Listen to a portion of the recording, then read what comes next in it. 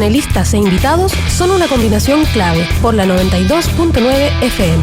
La clave, me escucha. Porque Caja Los Andes quiere ayudarte a que te empoderes de tus finanzas, te invitan a aprender jugando. Ingresa a cajalosandes.cl/EFI y comienza a jugar con entretenidas herramientas que te ayudarán a tomar tus decisiones económicas informadamente.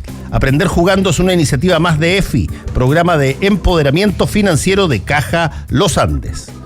Caetano Veloso está de regreso en Chile el jueves 26 de septiembre. El emblemático músico brasileño y uno de los líderes del movimiento tropicalismo vuelve a Santiago para repasar grandes éxitos junto a sus hijos. Recuerda, jueves 26 de septiembre en el Teatro Coliseo, Caetano Veloso en concierto, entradas a la venta en puntoticket.com. Como siempre está junto a nosotros Marley Coffee, un café 100% orgánico en 6 diferentes variedades para disfrutar donde tú quieras. Encuéntralo en supermercados, minimarkets y cafeterías del país. Con Marley Coffee disfruta tu día con toda la onda. Celebra el feriado de Fiestas Patrias en Hotel Sheraton Santiago. Disfruta de la variada gastronomía que tienen preparada para ti a pocos minutos de los panoramas más entretenidos de la ciudad en el mes de la chilenidad. Haz tu reserva al 2233-5000. La capacitación online ha sido la opción para perfeccionarse adoptada actualmente por las universidades.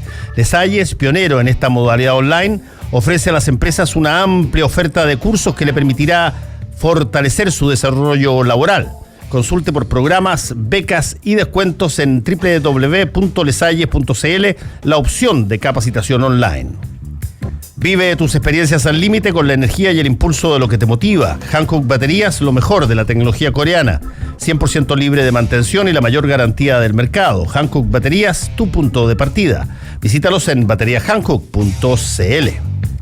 Septiembre Miti Mota ADT. Llévate 50% de descuento en habilitación y 6 meses de monitoreo con 30% rebajado. Contrátalo en adt.cl o llamando al 600-600-0238 ADT. Cabify, para empresas, el transporte ejecutivo para tus colaboradores que compensa el 100% de sus emisiones de carbono a nivel global. Los Aldes, la empanada del 18. Nuestra exquisita empanada de pino se destaca por una receta tradicional de masa crujiente con un relleno de pino suave y sabroso, preparada con ingredientes de primera calidad y horneada en cada tienda. Celebra estas fiestas patrias con las más ricas empanadas de Los Aldes, disponibles en cada una de las 8 tiendas ubicadas en Las Condes y Vitacura.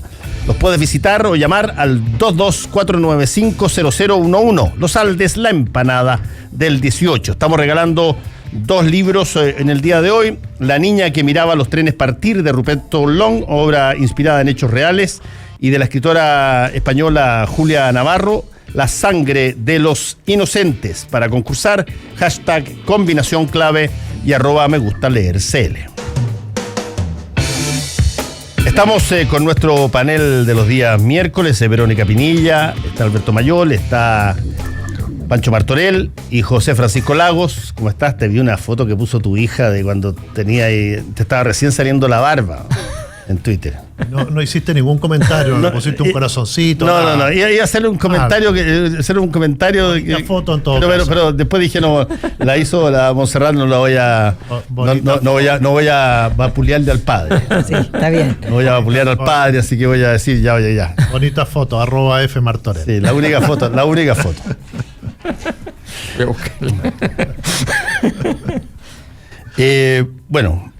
Hoy es un día jodido porque es 11 de septiembre. Para muchos en Chile es un día doloroso, un día de recuerdo. Para otros es un día de festejo, como se notó hoy día en la inserto del diario El Mercurio. Y desde ese punto de vista, que estén más exteriorizadas las posiciones que otras veces, porque esto lo pasó el año pasado, no hubo inserto en el Mercurio de estas características. Hay algo que se está moviendo y que gira en torno a determinados hitos sobre los cuales tú estás obligado a pronunciarte. Uno de esos es el 11 de septiembre, que siempre ha sido, pero creo que ha resurgido la idea de un grupo de personas que es valorar aquello, no tenerle complejos de decir que estuvieron a favor, Y sin eso, Chile no sería hoy día el país que es. Básicamente en la línea.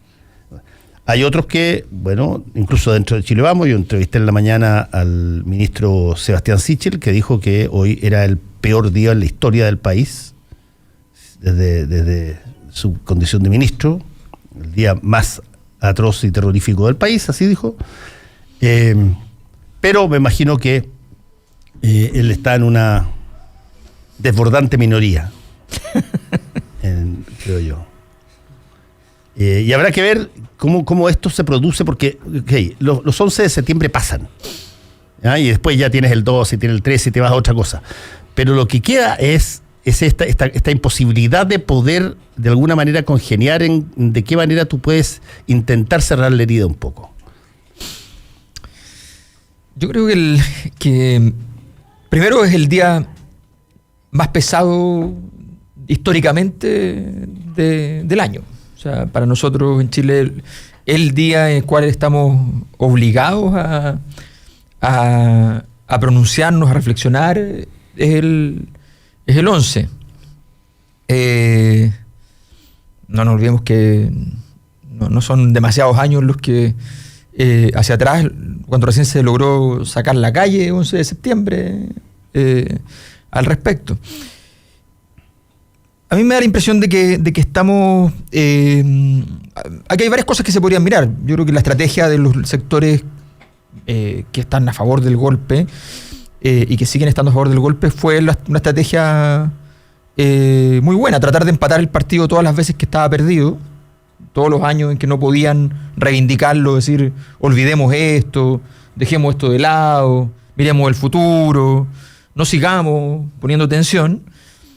Y cuando de pronto emerge una ola global de cuestionamiento, que es muy típico cuando hay grandes crisis mundiales, vienen a veces y no hay respuestas sólidas, se buscan respuestas tribales para problemas complejos y en esos contextos aparecen posturas ultristas y dentro de esas están las de ultraderecha, que suelen ser muy convocadas en momentos como ese, no olvidemos la década de los 30. Y en ese contexto, en esa ola global, aparece el grupo y dicen, aquí venimos a reivindicar con toda claridad aquello para lo cual hace 10 años estábamos escondidos. Yo creo que eso es una señal muy clara de cuando, por las razones que sean, por no incordiar, por la estabilidad, por lo que sea, no se hace el trabajo que hay que hacer en los momentos adecuados. O sea, aquí hubo un trabajo que había que hacer y es que después de una dictadura tiene que quedar súper claro para cualquier persona en el país que eso fue una dictadura, que eso fue un golpe de Estado y que eso no tiene que volver a ocurrir y tienen que haber, no solamente, dado que a los economistas les gustan tanto los estímulos, tienen que haber los estímulos suficientes para que eso quede clarísimo que no se puede hacer, que no solamente no es buena idea, que no solamente no es lindo, que no solamente no es ético, que no solamente es algo políticamente cuestionable, sino que además es algo políticamente imposible. Y eso es lo que no se hizo en todos estos años. Y aparecen hoy día algunos entonces que tienen el derecho a reivindicarlo, no solamente en ese inserto, sino que en el mismo periódico, en una columna del columnista que va los días miércoles, que es el heredero de Hermógenes, que firmaba el inserto, entre otros. ¿Ya? Resulta que viene además una oda a la libertad, ¿ya? Porque este es el Día de la Libertad. Recordemos la llama de la libertad, recordemos... Y que la viene realizando desde hace un par de años, como decía Fernando, con una lógica de recuperar el sitial perdido a lo que tú planteabas. Pero él estaba solo, pero por completo solo.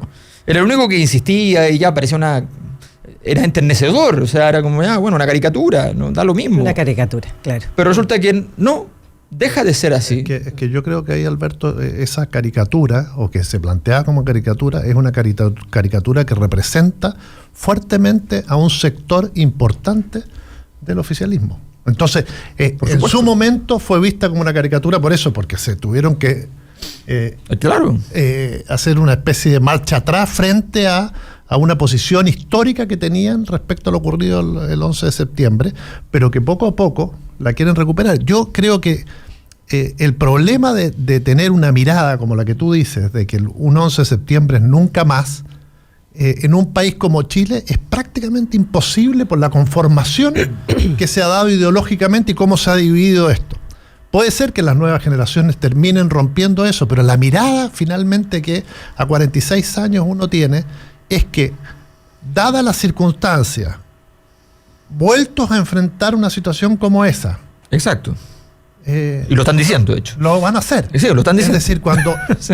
cuando ocurre algo, porque aquí el absurdo de la política chilena es tratar incluso de comparar la unidad popular con lo que ocurre en Venezuela. Pero así todos, dejando de lado eso, cuando ocurre algo como lo que está pasando en Venezuela, la opción de muchos sectores de la política chilena inmediatamente es intervención militar. Exacto. Entonces, esa mirada de que se aprendió algo de esto, no se aprendió.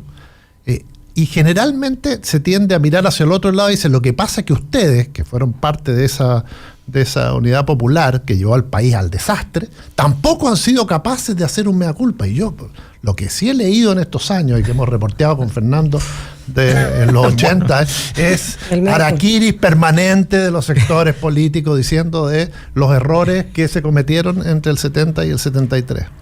Entonces, claro, se avanzó a paso, hubo nunca más, hubo declaraciones de incluso la UDI en algún momento respecto a lo que ocurría con los derechos humanos, pero finalmente en el ADN del sector está la idea concreta de que el 11 de septiembre liberó al país de una futura Cuba, que además ese gobierno hizo bien las cosas desde el punto de vista económico y que dejó el legado moderno que hoy tenemos.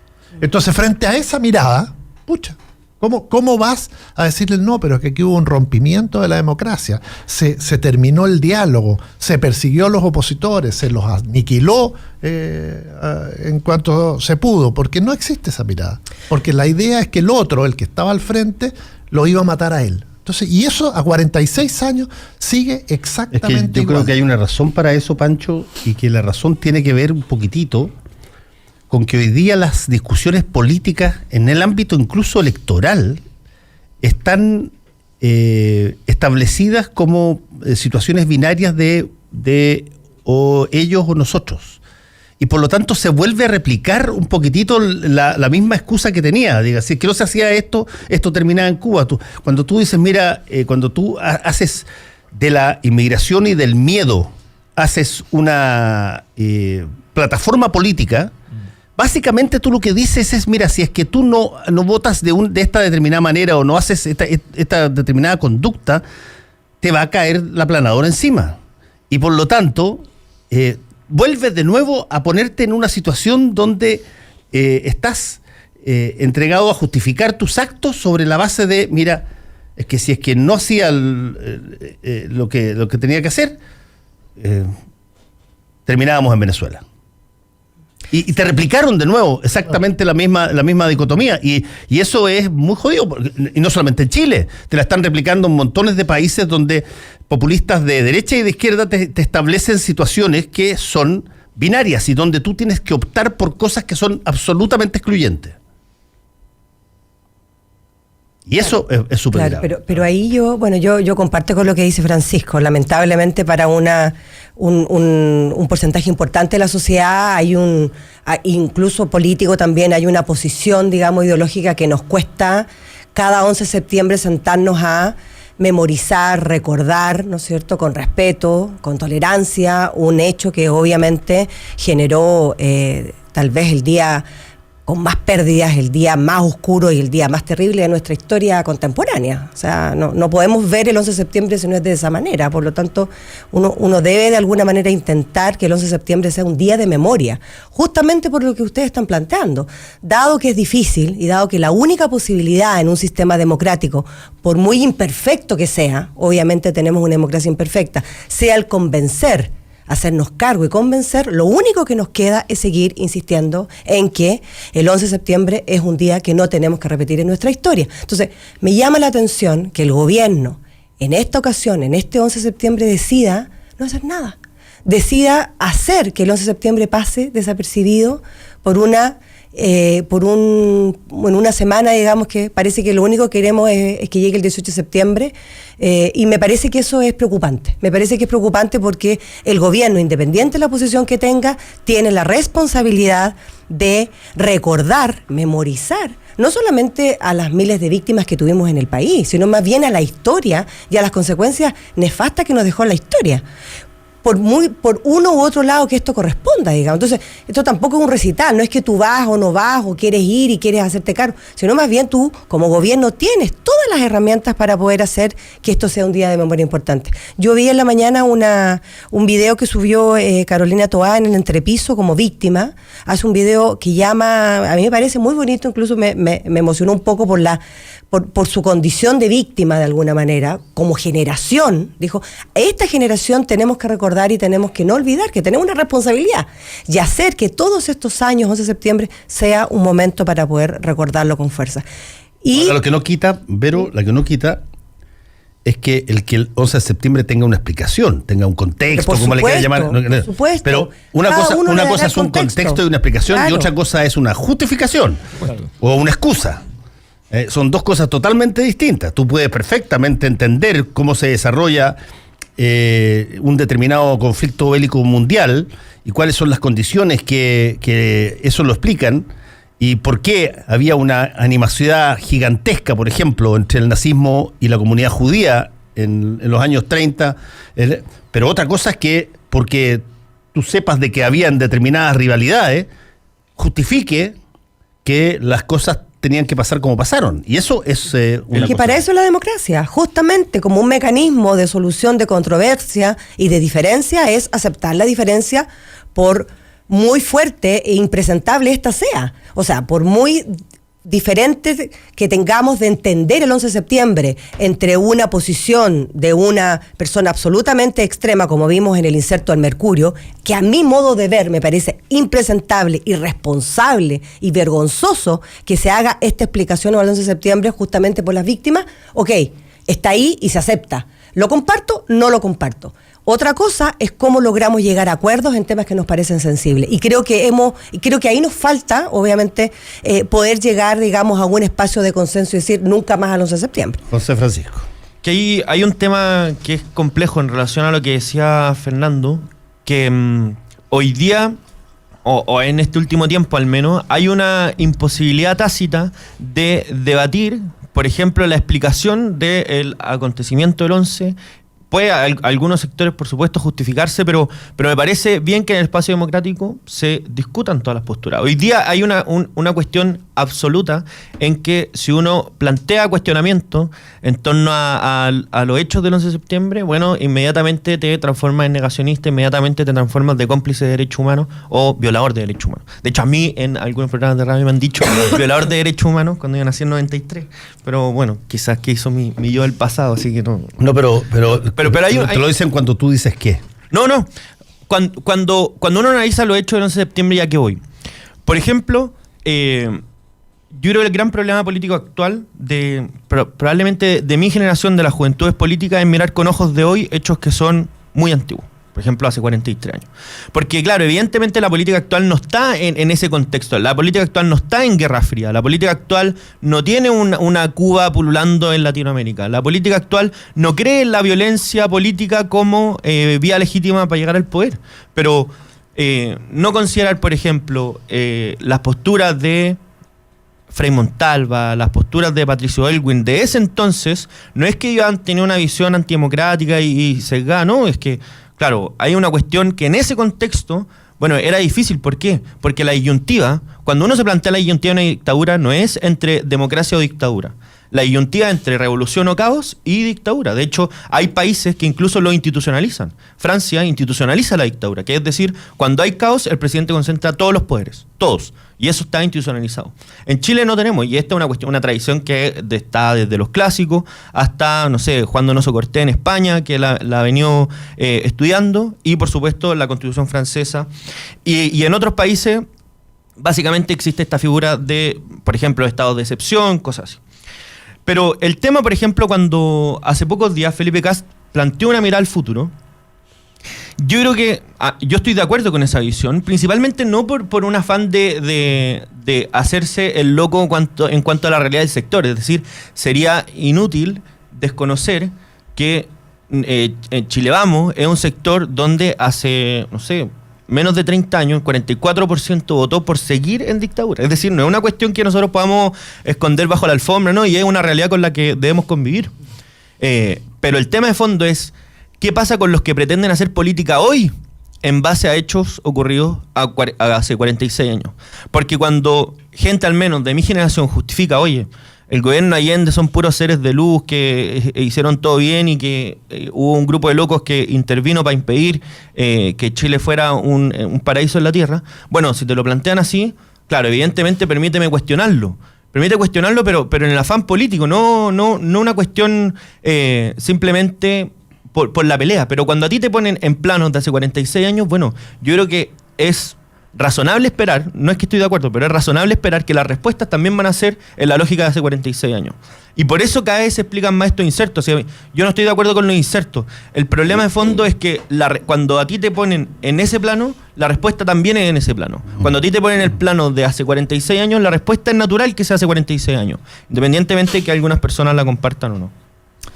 Sí, pero ¿sabes lo que pasa? Es que, para seguir con tu ejemplo, que son estas cosas shakespearianas de la política chilena. Hoy día tenemos a Felipe y a José Antonio Kast.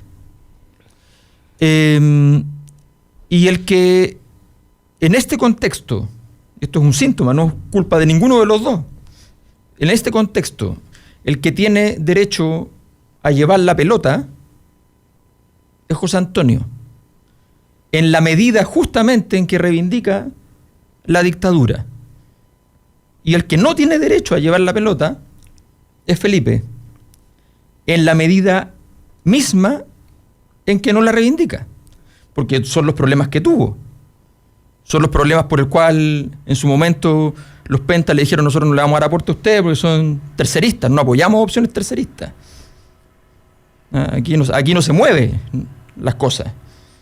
Entonces, cuando miramos ese escenario tan simple, tan claro, tan rotundo, en la misma familia, ¿ya?, herederos de un apellido emblemático de la dictadura, uno que es capaz, el hijo, de salirse de eso, ¿ya?, y el otro que es capaz de, en el fondo, casi denostarlo porque sencillamente dice: bueno, pero esto o sea, el que transitó al error, digamos, ¿ya? Y el que gana es el que le dice que hemos pegado en la historia, ¿eh?, el que va ganando hoy día, ¿ya? Ojalá no sea así. Entonces, eso es lo que es delicado. Sí, claro, porque hay que preguntarse gracias a qué gana.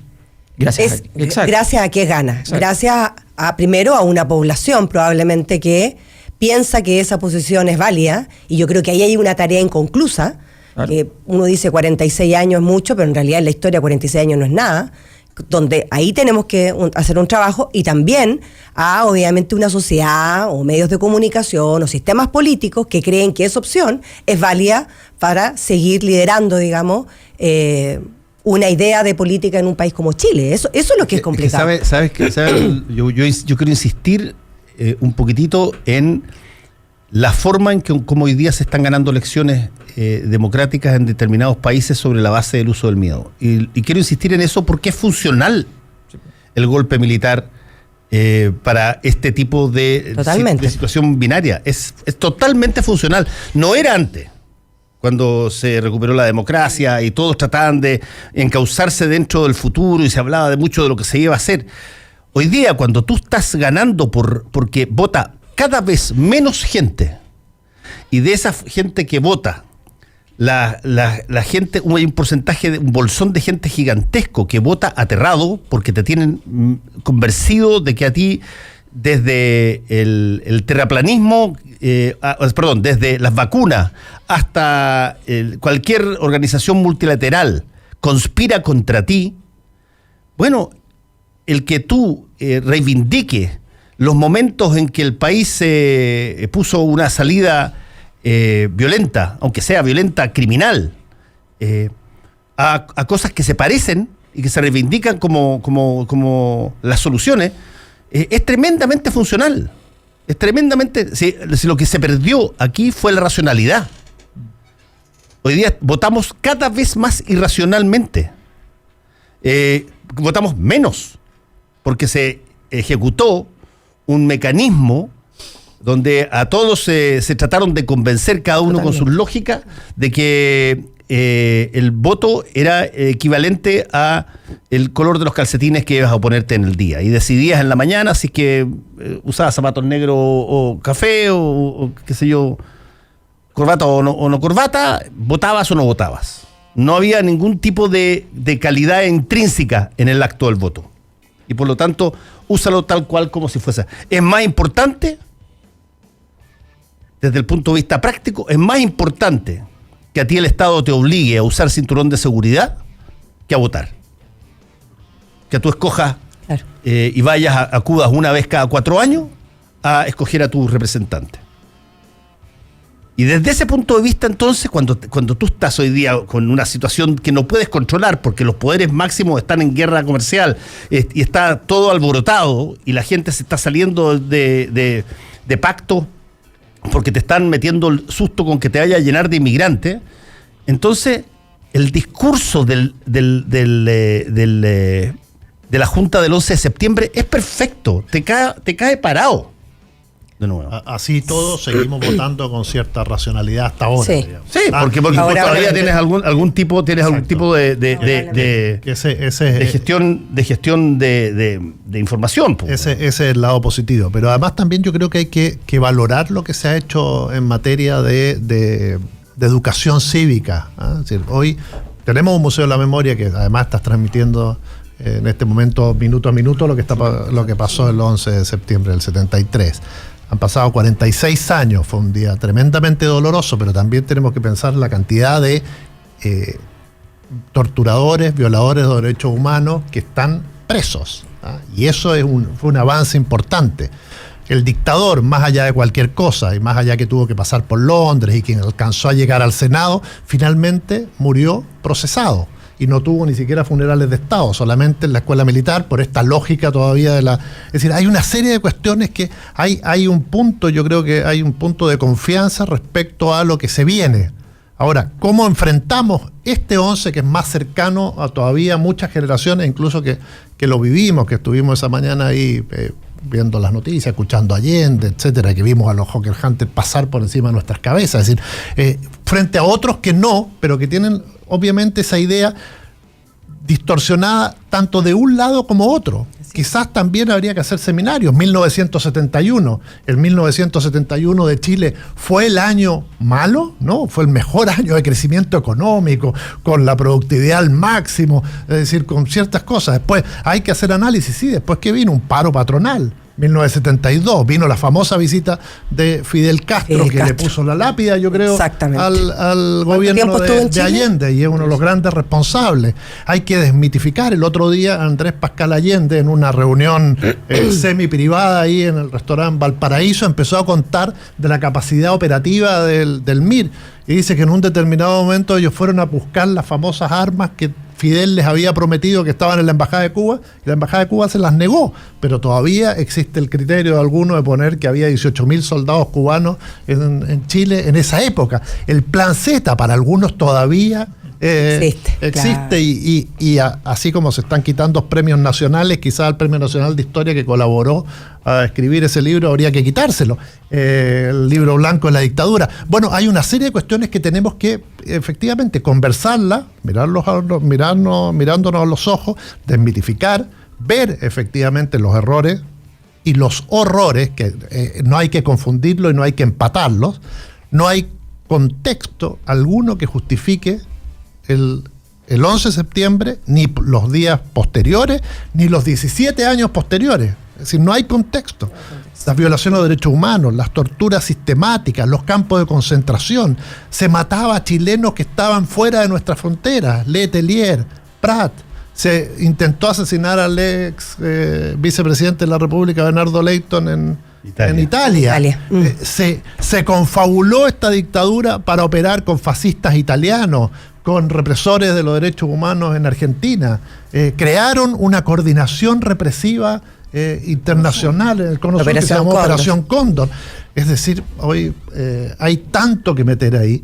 Y efectivamente... y en todo eso hay acuerdo mundial, o sea, no es un acuerdo civilizatorio esencial de lo que deja el siglo XX con sus aprendizajes harto duros, es que hay un acuerdo mundial de que ese tipo de situaciones, que son las violaciones de derechos humanos, y fundamentalmente aquellos que constituyen en delitos de lesa humanidad, eso no puede volver a ocurrir. Y ese acuerdo es en el fondo lo que está en juego cuando hablamos del análisis respecto al 11 de septiembre. Y luego vienen los otros análisis que tienen que ver con el hecho no menor de que es el gobierno derivado de este golpe el que es capaz de implantar una transformación radical en la sociedad chilena, una transformación que en algunas dimensiones a muchos les gusta, que en otras dimensiones les gusta menos, pero que tiene harta gente que está de acuerdo, y en esa dimensión, en esa transformación, ¿ya? Está la impronta del golpe, porque no se podría haber hecho probablemente, no se pueden hacer 7 reformas gigantescas, lo sabemos, en 4 años. Claro. ¿Ya? O sea, no se pueden hacer. O sea, entre el 78 y el 82 tenemos una transformación total del país, completa. Y no nos olvidemos de ciertas cosas, porque aquí hay mucha mitificación. Chile vuelve a tener el PIB, ¿ya? Que tenía el año 73, recién el 87. Chile vuelve a tener la cantidad de matriculados en universidades que tenía el 73, recién el 89. Porque aquí hay mucho mito de que no, la modernización de la dictadura que permitió muchas cosas. O sea, perdimos económicamente, ya que les gusta la economía, 15 años completos, ¿ya? No es verdad que Chile no tuvo una década perdida, no es verdad. Y perdimos en educación 17 años completitos. Hagamos una pequeña pausa porque volvemos con combinación clave. La clave me escucha. Yo ahorré para conocer mi isla favorita. Yo ahorro para que cuando mis papás estén viejitos no les falte nada. Porque ahorrar para tus sueños no puede esperar. Te presentamos Ir por Más de Caja Los Andes, un programa que te permite ahorrar en fondos mutuos desde 1,000 pesos. Inscríbete en cajalosandes.cl/EFI. Ir por Más es otra iniciativa de nuestro programa EFI, Empoderamiento Financiero. Caja Los Andes, más caja para ti. Producto en colaboración con Fintual. Las cajas de compensación son fiscalizadas por la Superintendencia de Seguridad Social. www.suceso.cl. Celebra el feriado de Fiestas Patrias en Hotel Sheraton Santiago. Disfruta de la variada gastronomía que tienen preparada para ti, a pocos minutos de los panoramas más entretenidos de la ciudad en el mes de la chilenidad. Haz tu reserva al 22 33 5000. El Miti Mota, o sea, irse mitad y mitad, ha forjado la historia de Chile. Como los Marrakech, cuando se dividieron el crédito por el mejor invento chileno, la marraqueta. O el trago favorito de muchos, la piscola. Preparado Miti Mota. En ADT nos sumamos a la tradición y presentamos Septiembre Miti Mota. Contrata a mitad de precio. Llévate 50% de descuento en habilitación y 6 meses con 30% de descuento en monitoreo. Contrátalo llamando al 600-600-0238 o en adt.cl. ADT, líder en seguridad. ¿Cómo explicarle a un niño de 9 años que el matrimonio de sus padres se terminó? Este es el tema de No basta con amar, una película protagonizada por Daniela Ramírez y Néstor Cantillana. Una historia para conversar especialmente entre padres. Desde el 12 de septiembre, solo en cines. Fernando Paulsen y nuestros panelistas e invitados son una combinación clave por la 92.9 FM. La clave me escucha. Porque Caja Los Andes quiere ayudarte a que te empoderes de tus finanzas. Te invitan a conocer el planificador de presupuesto de EFI, el programa de empoderamiento financiero de Caja Los Andes. Ordena tu plata y así llega a fin de mes sin problema. Encuentra más información en cajalosandes.cl/EFI. Planificador de presupuesto es una iniciativa más de EFI, programa de empoderamiento financiero de Caja Los Andes. Caetano Veloso está de regreso en Chile el jueves 26 de septiembre. El emblemático músico brasileño y uno de los líderes del movimiento tropicalismo vuelve a Santiago para repasar grandes éxitos junto a sus hijos. Recuerda, jueves 26 de septiembre en el Teatro Coliseo, Caetano Veloso en concierto. Entradas a la venta en puntoticket.com. Empieza tu día con toda la energía natural de Marley Coffee, un café de grano orgánico molido al instante con leche descremada. Prueba el sabor de Marley Coffee en sus 12 exquisitas y variadas mezclas de máquinas self-service. Espresso, chocolate fuerte, té chai y otras bebidas calientes te esperan para recargar tu día. Con Marley Coffee disfruta tu día con toda la onda.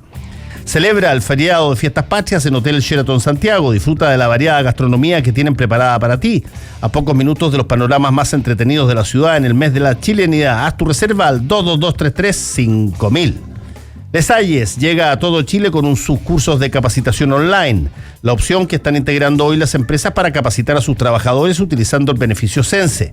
Visítalos en www.lesayes.cl o llama al 597-6600 para conocer los beneficios, becas y descuentos. Les Hayes, pioneros en capacitación online.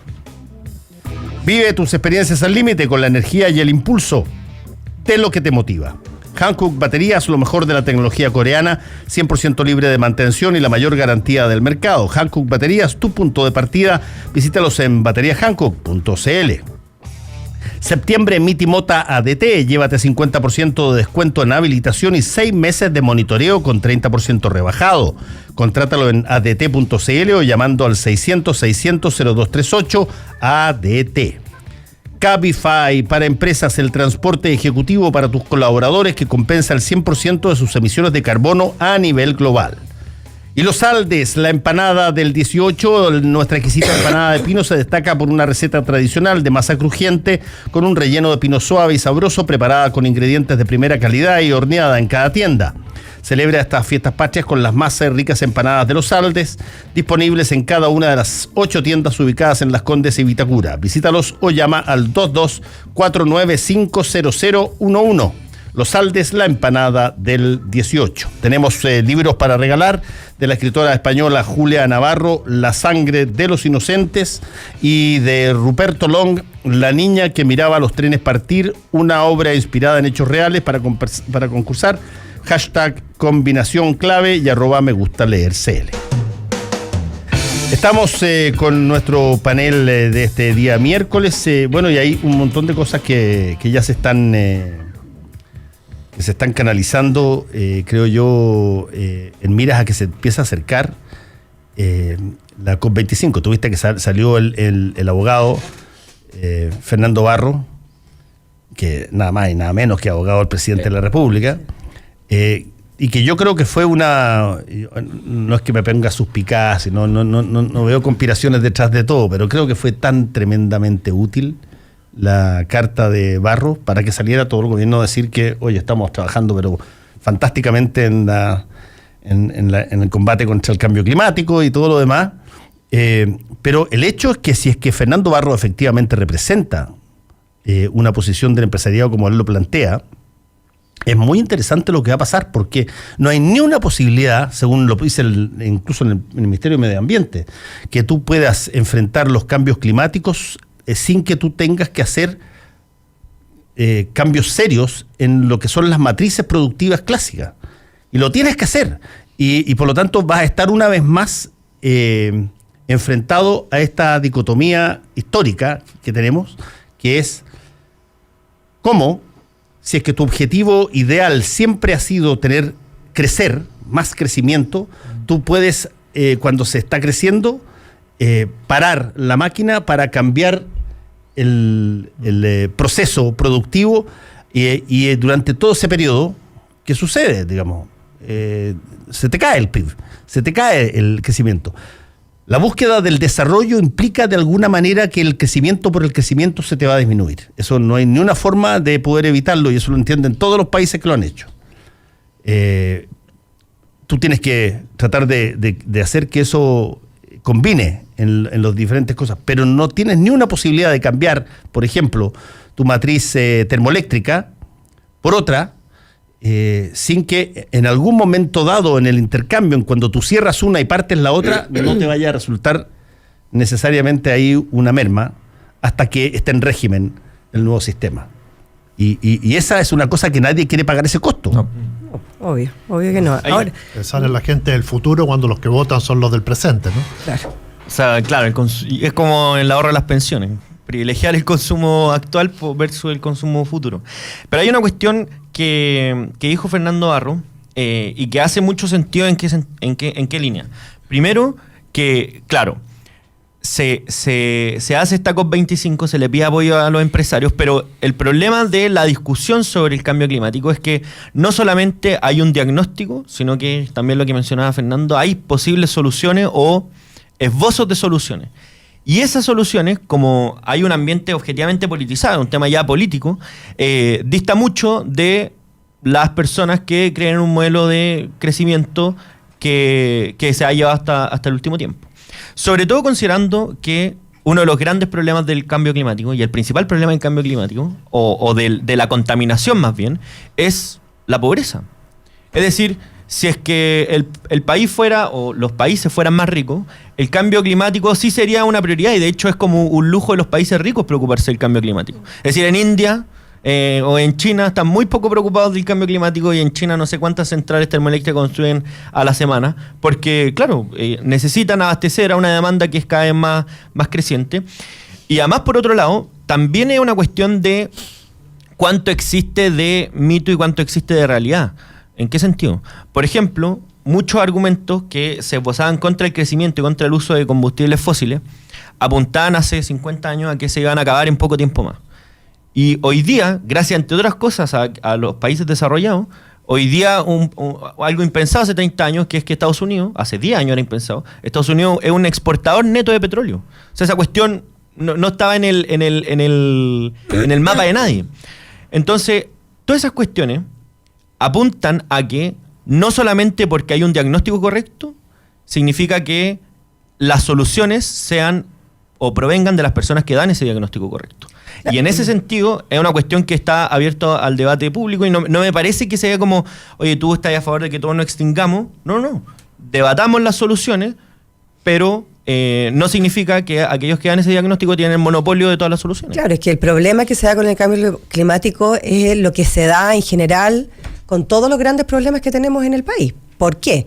Porque los grandes temas, las grandes situaciones que aquejan a la sociedad en Chile fundamentalmente aquejan a los más pobres y a los más vulnerables. Entonces, como una mala educación, un mal sistema de pensiones, un mal sistema de salud, ¿no es cierto?, nos pasa con el cambio climático. ¿Quiénes sufren más el cambio climático? Aquellas comunidades, ¿no es cierto?, aquellas personas, aquellas poblaciones que no tienen las condiciones suficientes, primero, para demostrar, explicitar sus puntos de vista, y segundo, tienen que aceptar, ¿no es cierto?, condiciones de trabajo, condiciones ambientales mucho más precarizadas, ¿no es cierto?, porque están obviamente en una situación económica mucho más vulnerable. Entonces, lo que no nos puede pasar, y creo que finalmente el cambio climático, aunque es una terrible noticia, es una oportunidad para Chile, es que podamos de alguna manera avanzar en una agenda, y yo creo que la COP25 en Chile nos viene a imponer eso, o sea, nos viene a mostrar que no solamente Chile, sino que el mundo está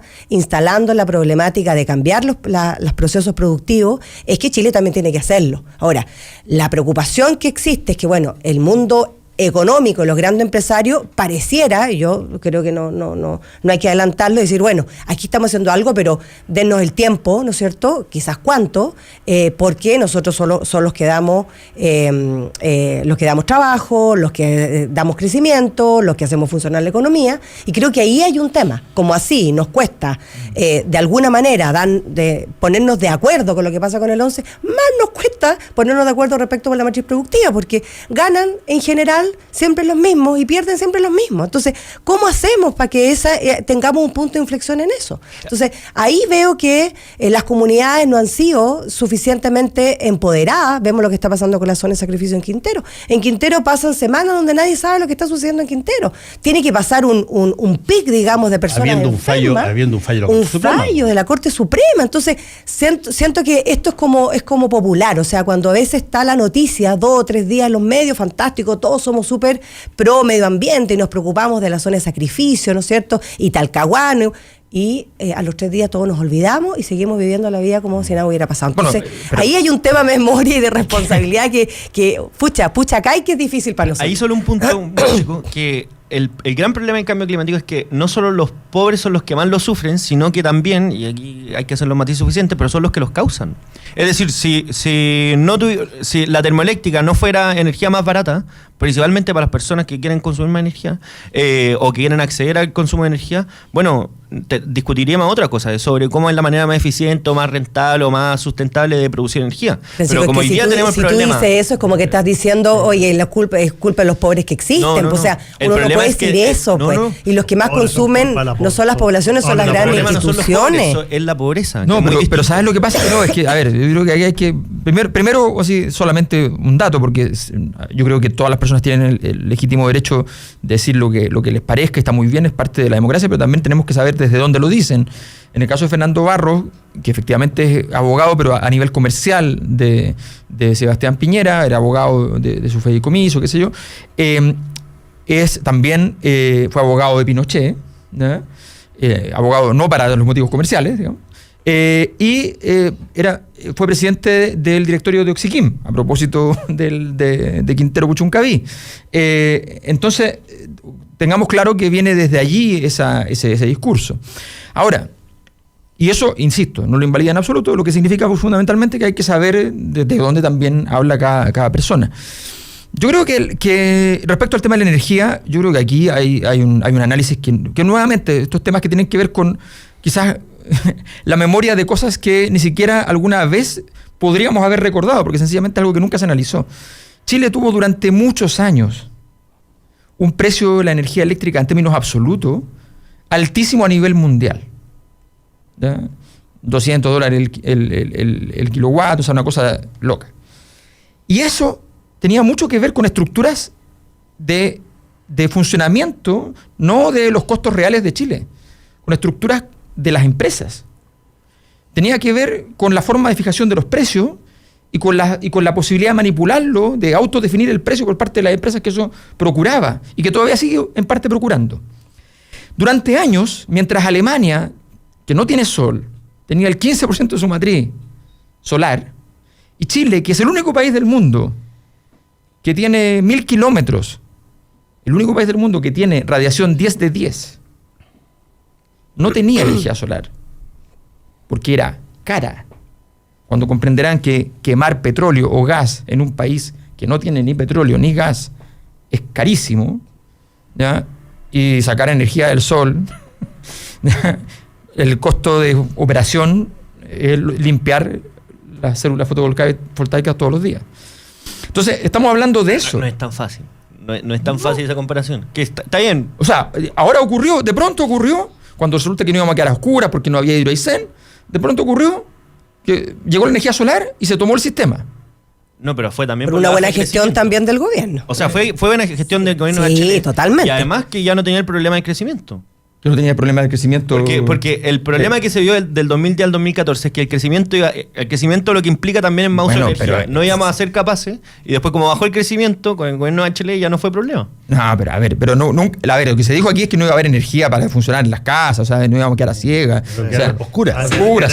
Bueno, pero es que esa es la idea para salvar el negocio y para meter, por ejemplo, el tema de represa y Patagonia y centrales hidroeléctricas. Yo creo que pues, ahí apunta un poco, es decir, esa falta de visión en el futuro. Pero yo quiero discutir en serio, si ese es el cuento. Es que ese es el punto. Ese es el tema. ¿Por qué no discutimos en serio? Mira, yo creo que la COP25 para Chile es un desafío espectacular.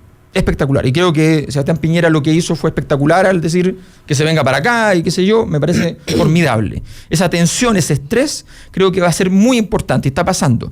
Pero hay una cosa que lo digo desde el mundo académico. Yo trabajo en una facultad donde está Economía y Administración Pública, ¿ya? ¿Cuál es la capacidad que están teniendo hoy día las universidades de entrar en el debate? No para solamente decir, sí, esto es un tema importante y qué sé yo, acreditar el punto, cosa que ya lo sabemos. Aquí hay un desafío enorme para el mundo académico, para todas las facultades. O sea, los análisis son de cierta incertidumbre para el futuro respecto al cambio climático. ¿ya?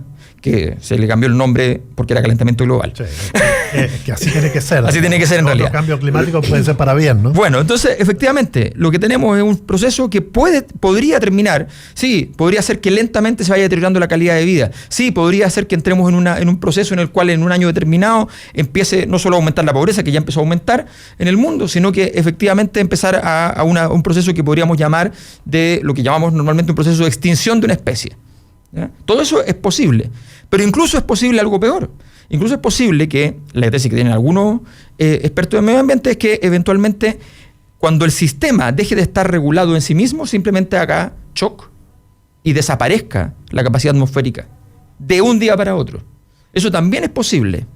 Y nosotros por mientras vamos a estar discutiendo ante esa imposibilidad con una probabilidad existente, sea cual sea esa probabilidad, vamos a estar discutiendo de si no, cómo administramos el crecimiento y qué sé yo. Aquí hay una decisión radical a nivel político y hay una necesidad fundamental a nivel investigativo, social, de cómo vas a hacer políticas públicas. Yo no veo, hoy día hay una carta en el Mercurio diciendo, oye, la importancia que tienen los expertos, los economistas, para todas las cosas, que cómo es posible que no se considere todo esto, qué sé yo.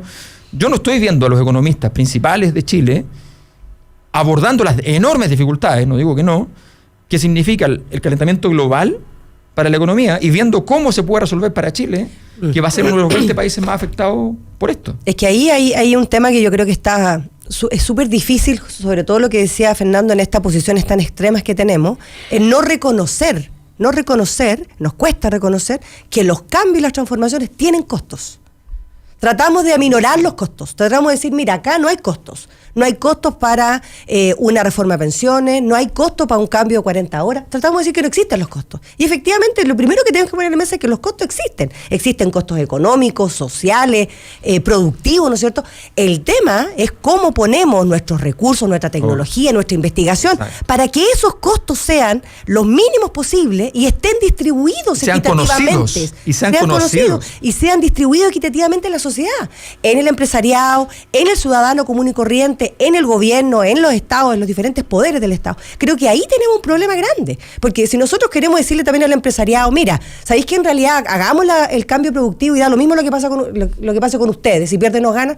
Obvio que la oposición va a ser a la defensiva. O sea, tenemos que también dar un paso y decir, mira, ¿cómo logramos un camino gradual desde un punto de vista igual con cierta velocidad, ¿no es cierto? Porque la crisis climática lo exige, en que logremos un cambio productivo importante, donde utilicemos otras fuentes energéticas. Si ustedes tienen costos, ¿cómo hacemos que estos costos sean lo menos posible para que no perdamos el empleo, ¿no es cierto? La gente no deje de tener empleo, tenga empleos de mejor calidad, vivamos mejor y podamos obviamente tener una mejor sociedad. Creo que este tema de los costos y de las pérdidas, yo creo que siempre tratamos de ocultarlo. Aprovechando que está Alberto aquí, que viene de desarrollar un seminario junto con Mirko basado en El Padrino, yo quiero hacer una situación aquí basada también en otra película, que en este caso es una serie, que es The Walking Dead. ¿Qué tiene que ver una cosa con otra? Sí. Lo que tiene que ver es que el problema del calentamiento global para las personas es que tú tienes muchas formas de ignorarlo, si tú quieres voluntariamente. Hay gente que sigue abriendo la llave y si que sale agua, oye, ¿cuál es el problema del agua? Hay gente que va a sus lugares de vacaciones donde tiene su casa de veraneo y no ve que haya ninguna, las olas siguen llegando. Tú tienes una manera bastante sencilla de tratar de explicar que esto es cíclico o esto es una cosa que pasa por aquí y por allá, pero que en realidad es una exageración. Pues bien, ¿por qué pongo el caso de Walking Dead? Porque básicamente en la película, en la serie de The Walking Dead, los zombies que llegan son una excusa. Los zombies son lo más nerd que pueden existir.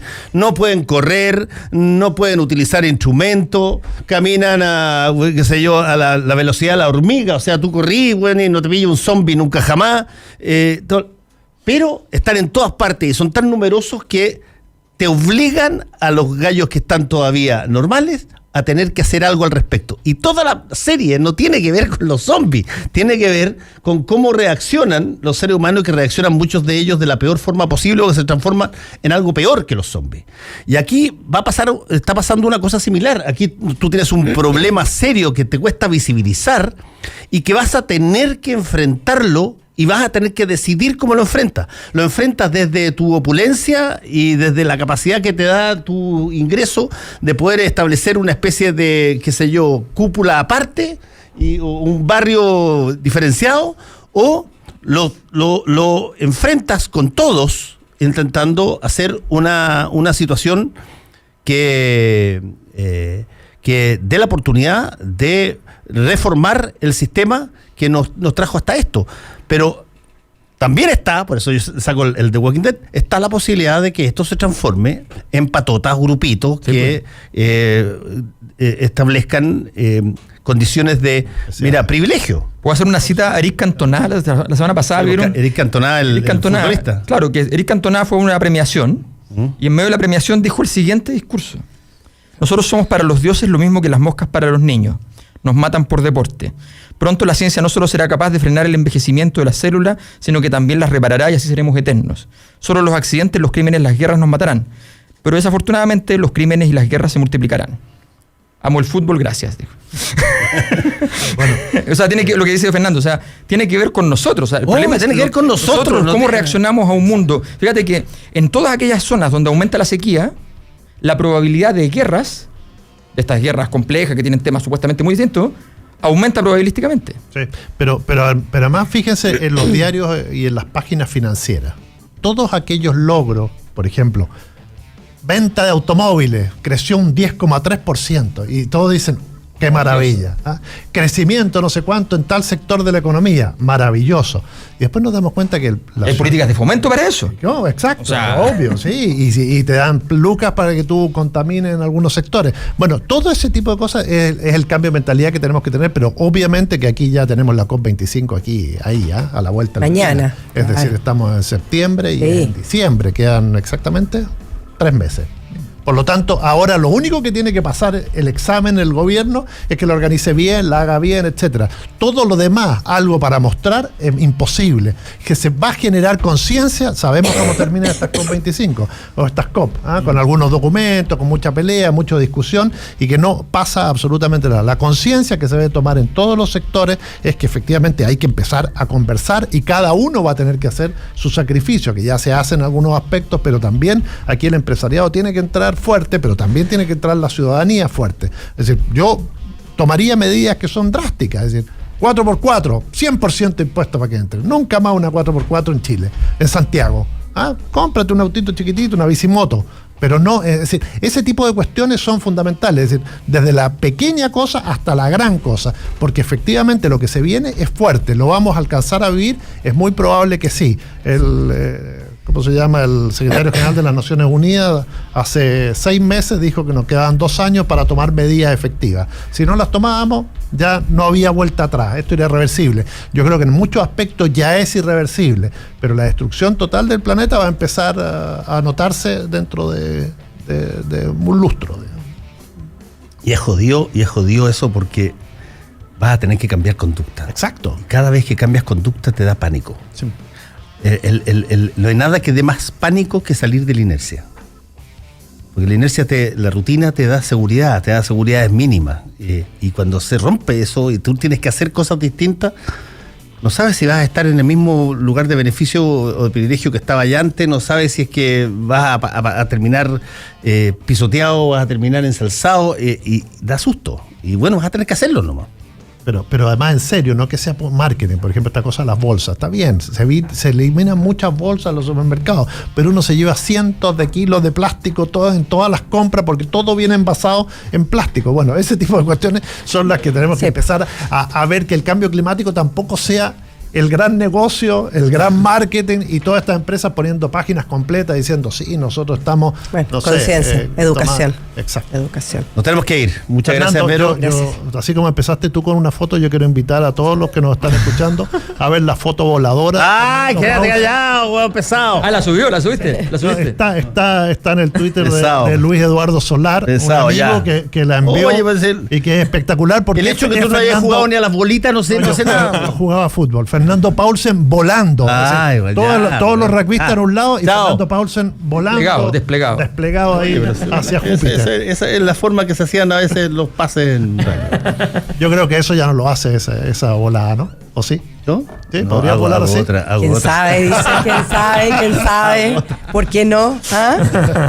Gracias, Pancho. Gracias, Alberto. Gracias, José Francisco. Gracias. Y Vero también. Gracias a Que ustedes. esté muy bien. Volvemos con combinación clave. La clave me escucha.